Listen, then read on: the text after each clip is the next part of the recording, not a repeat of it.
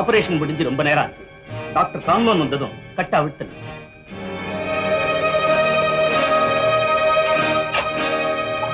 Come on, doctor. Let's take the bandages off, shall we? Okay.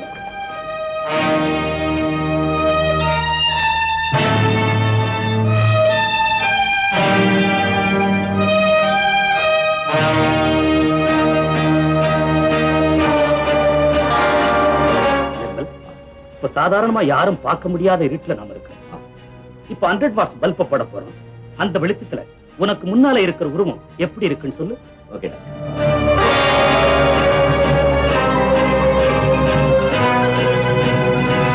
ஒண்ணுமே தெரியல doctor, இருட்டுல இருக்கிற மாதிரி தான் இருக்கு. இப்போ 200 வாட்ஸ் பல்ப் போட போறோம். எப்படி இருக்குன்னு சொல்லு.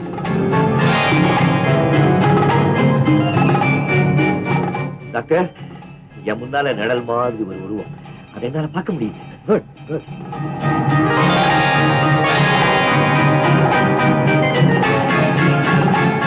டாக்டர், என் கண் முன்னால நிக்கிறது ஒரு பெண். வெரி குட் வெரி குட், ரொம்ப கரெக்ட்.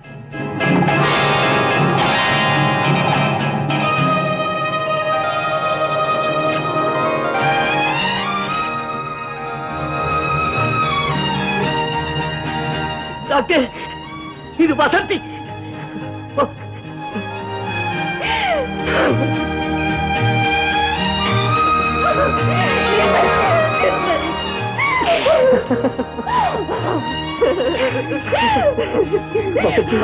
என் நிலைமையை பாத்தியம்மா? நிர்மல், உங்களுக்கு இருக்கிற வியாதி என்னன்னு தெரிஞ்சுக்காம தப்பா நினைச்சு உங்க மனசை புண்படுத்திட்டு என்ன மன்னிச்சிருங்க நிர்மல். உங்ககிட்ட சொல்லாதது நிச்சயமா இப்படி தப்புதான் வசந்தி. இல்ல நிர்மல், என்கிட்ட சொல்லாம இருந்ததுதான் உங்களுக்கு அத்தைக்கு சரியான பாதுகாப்பு. நீங்க என்கிட்ட சொல்லிருந்தீங்கன்னா வாய் தவறி ஒரு வேளை யாருக்கிட்டையாவது சொல்லிருந்திருப்பேன் நிர்மல். இந்த விஷயம் அம்மாவுக்கு தெரியாதுல்ல? இது வரைக்கும் தெரியாது நிர்மல், கவலைப்படாதீங்க. Doctor, this operation has been a very tremendous success. However, our patient only see distinctly under very strong light. So I propose to give him tonight. And I'm convinced this will restore his sight completely. Okay. Nirmal, இந்த வியாதிக்கு அடிப்படை காரணங்களா இருந்ததையெல்லாம் doctor நீக்கிட்டார். இப்ப சாதாரண வெளிச்சத்துல நிர்மலுக்கு கண் தெரியாட்டாலும் கண் சுத்தமா தெரியுது. இன்னைக்கு நைட் டாக்டர் கான்லோன் ஒரு பவர் அத போட்ட சில நிமிஷங்கள்லயே எல்லாரையும் போல சாதாரண வெளிச்சத்திலே பார்க்க. Thank you, Doctor. Dr. Conlon, thank you very much. Very much.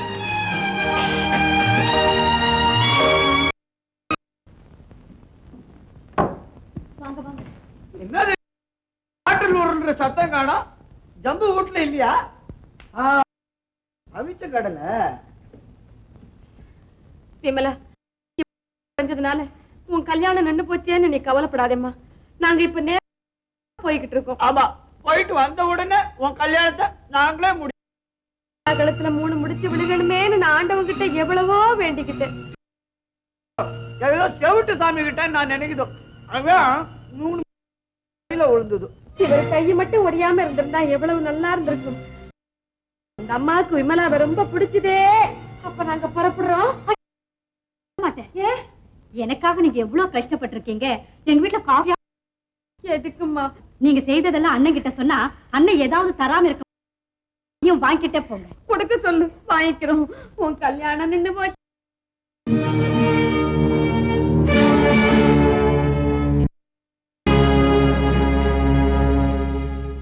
நல்லா ஏமாத்து. என் ஐடியா என்ன சும்மாவா? பெரிய ஐடியா. கை ஒடிஞ்ச மாதிரி. சரி சரி, காஃபி வந்ததுன்னா சீக்கிரமா குடிச்சிட்டு அவங்க அண்ணன் ஏதோ கொடுப்பானா சேருவோம். இங்க இருந்த ஆபத்து அப்படியா செஞ்சான் அயோக்கிய ராஸ்கல். உடஞ்சிருச்சுதான் நம்பினேன். இப்ப பாருங்க, வேர்க்கலைய உரிச்சு உரிச்சு தின்னுட்டு இருக்கான். ஒண்ணும் ஆகல, திட்டம் போட்ட என் கல்யாணத்தை நிறுத்தி இருக்கான். அண்ணே, நீ அவங்க நீ சுமாரு தங்கச்சி. இப்ப போடுற போடல நிஜமாவே அவன் கை ஓடிடுப்பா.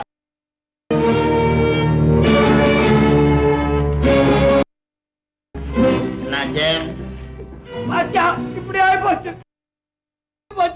என் தங்கச்சி மாதிரி நானும் நினைச்சது. நான் அப்பயே நினைச்சேன். நினைச்சா கல்யாணம் நிக்கும் நினைச்சேன். அதே மாதிரி ஆயிடுச்சு. அதெல்லாம் கடக்கிட்ட விட்டுரு. கையென்னமோ ஒடிஞ்சு போச்சுன்னு சொன்னாங்க. பரவாயில்ல, அதுக்குதான் நான் புத்தூர் போகுது. மடையா புத்தூருக்கு வேண்டா போவோம். என்கிட்ட கையா காமி நான் ரிப்பேர் பண்றேன். நான் ஒப்ப நான் பண்ணுவான். எனக்கு தான் எலும்பு முறை வைத்தியம் தெரியும், உனக்கு தெரியும்ல.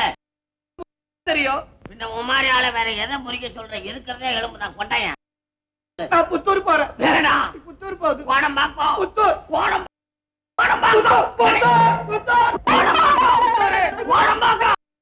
வேண்டாங்க வேண்டாங்க, உள்ள எலும்பு தூள் தூளா இருக்கு. திருச்சி அப்படியே போல போல.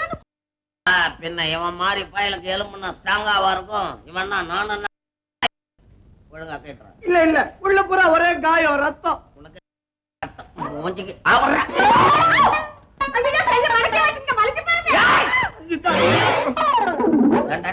என்ன வெறும் பஞ்சா குடுக்கல.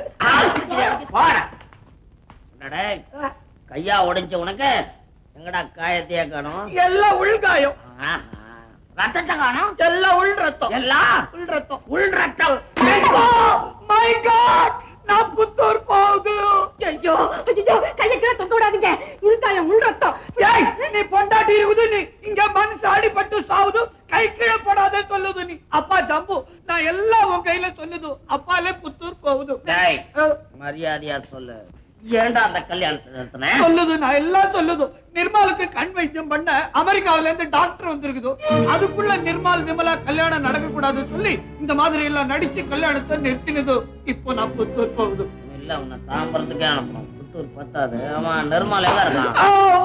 அவ இப்ப டாக்டர் வீட்டுல இருக்குது.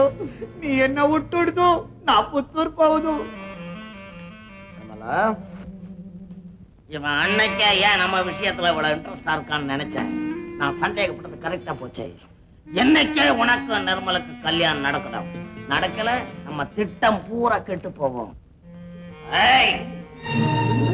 நான் கல்யாணத்தை முடிச்சிட்டு வர வரைக்கும் நீங்க 2 பேரும் இந்த வீட்டை விட்டு நவரக்கூடாது.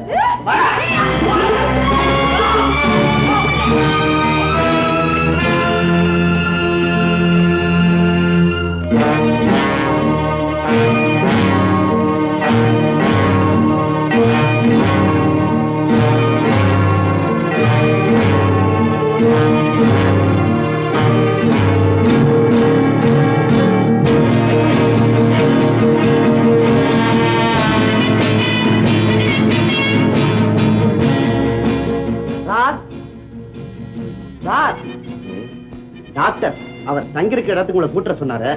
இப்போ ஆமா, கார் ரெடியா இருக்கு. புறப்படலாமா? மெதுவா.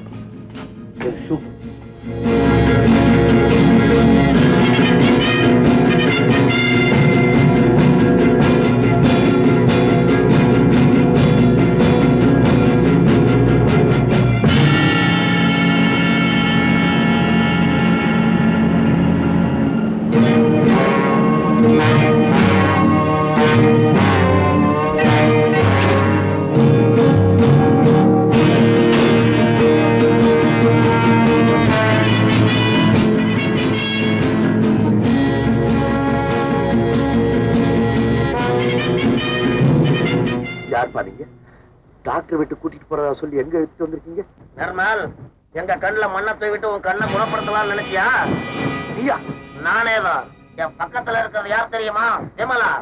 என் கையில இருக்கிறது என்ன தெரியுமா? தாலி. நாம எங்க தெரியுமில்ல நிக்கிறோம்? ஒரு கோயில்ல. மரியாதையா என் கையில உள்ள தாலியை வாங்கி என் தங்கச்சி கழுத்துல கட்டி அவளை உன் பொண்டாட்டியா ஏத்துக்கணும். இதே கோயில்ல. நான் செத்து சுடுகாட்டுக்கு போனாலும் போவனே தவிர உன் தங்கச்சி கழுத்துல தாலி கட்டுவன் கனவுல கூட நினைக்காது. நீ சாவரதனமோ நேரம்தான். ஆனா சுடுகாட்டுக்கு போவேன்னு சொன்னியே, அதான் நடக்காது. கருமாந்திரத்துக்கு எலும்பு கூட கிடைக்காத இடத்துக்கு உன்னை கூட்டு போறவா.